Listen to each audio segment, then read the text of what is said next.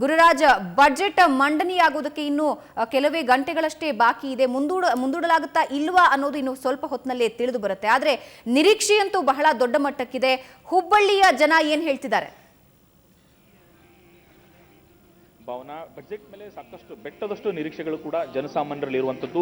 ಅದರಲ್ಲೂ note ban ಆದ ಬಳಿಕ ಮೊದಲ ಬಜೆಟ್ ಮಂಡಿಸ್ತಿರೋದ್ರಿಂದ ಮೂಲಸೌಕರ್ಯ ಅಭಿವೃದ್ಧಿ, ಕೈಗಾರಿಕೆ ಮತ್ತು ಯುವಜನತೆಗೆ ಉದ್ಯೋಗದ ವಿಚಾರ ಅಂದ್ರೆ ಉದ್ಯೋಗ ಸೃಷ್ಟಿ ಮಾಡುವಂತಹ ವಿಚಾರದಲ್ಲಿ ಸಾಕಷ್ಟು ಸರ್ಕಾರದ ಮೇಲೆ ನಿರೀಕ್ಷೆಗಳಿದ್ದಾವೆ.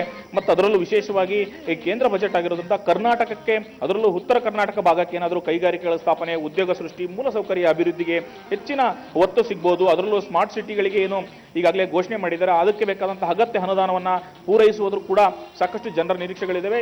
ಜೊತೆಗೆ ಜನಸಾಮಾನ್ಯನ ನಿರೀಕ್ಷೆಗಳು, ತೆರಿಗೆ ವಿನಾಯಿತಿ ಏನಾದರೂ ಜಾಸ್ತಿ ಮಾಡ್ಬೋದಾ ಅನ್ನುವಂಥ ಸಾಕಷ್ಟು ನಿರೀಕ್ಷೆಗಳು ಕೂಡ ಇದ್ದಾವೆ. ಈ ಬಗ್ಗೆ ಮಾತಾಡಲಿಕ್ಕೆ ನಮ್ಮ ಜೊತೆಗೆ ಸ್ವತಃ ಹುಬ್ಬಳ್ಳಿಯ ನಾಗರಿಕರೆಲ್ಲರೂ ಕೂಡ ಇದ್ದಾರೆ. ಅವ್ರನ್ನೂ ಮಾತನಾಡ್ಸೋಣ. ಸರ್, ಈ ಬಾರಿಯ ಬಜೆಟ್ನಲ್ಲಿ ಏನು ನಿರೀಕ್ಷೆ ಮಾಡ್ತೀರಿ ಜೇಟ್ಲಿ ಅವರಿಂದ?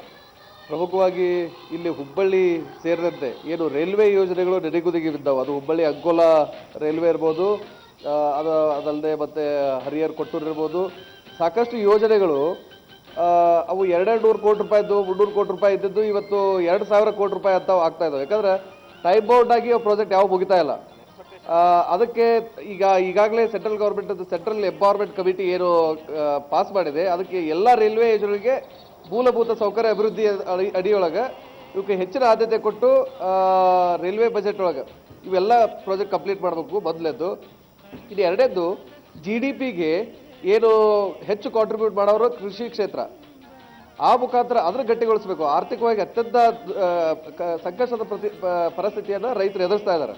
ಅದಕ್ಕೆ ಸಾಲ ಮನ್ನಾದಂಥ ಘೋಷಣೆ ಮಾಡೋದ್ರ ಮೂಲಕ ಈಗಾಗಲೇ ಏನು ಮೋದಿಯವರು 2 ಕೋಟಿ ಉದ್ಯೋಗ ಸೃಷ್ಟಿ ಮಾಡ್ಬೇಕಂತಾರೆ. ಈ ಕೃಷಿ